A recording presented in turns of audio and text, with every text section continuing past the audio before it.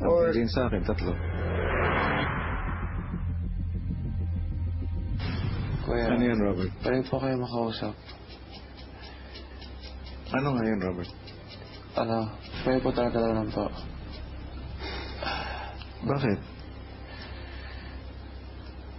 Hindi mo kurso natin si Nel? No, gusto po kayo kausapin muna. Hindi ka ba nagtitiwala sa kanya? Hindi po sa pagtitiwala, pero gusto po makausap muna. Nel, Po. takpan mo ang tenga mo.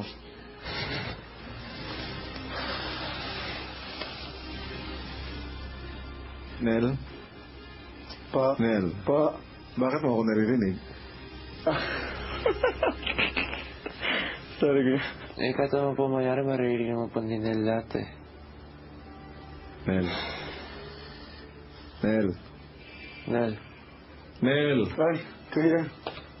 Lumabas ka daw muna. You can do it. Just try to think it over.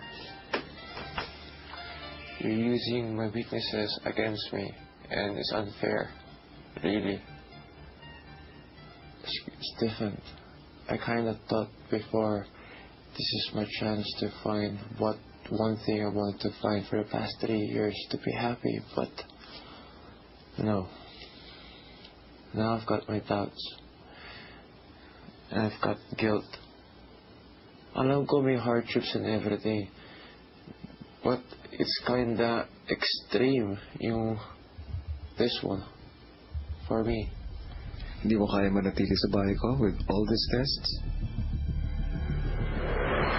Makuhanan pa nga kaya ng dugo itong si Robert o aaminin na niyang test lamang ang lahat. Yan ang sabay-sabay nating abangan sa ating kwentuhan bukas ng gabi. Samantala, isa pang dapat ninyong abangan ay ang kakaibang paggunita ng ating mga housemates sa Semana Santa. At isa namang mabuting balita mga kapamilya dahil ayon po sa katatapos lamang na nationwide ratings, nangunguna ho ang ating istasyon sa buong bansa at ito ho ay hindi mangyayari kundi dahil sa inyong pagtitiwala. Kaya't muli, maraming salamat po mga kapamilya. Ako si Tony Gonzaga, nagpapasalamat sa Shakespeare and Stepa at tayong lahat ay nakatutok pa rin sa pinakamalaki at nag-iisang teleserye ng totoong buhay. At ito, ang Pinoy Big Brother Season 2.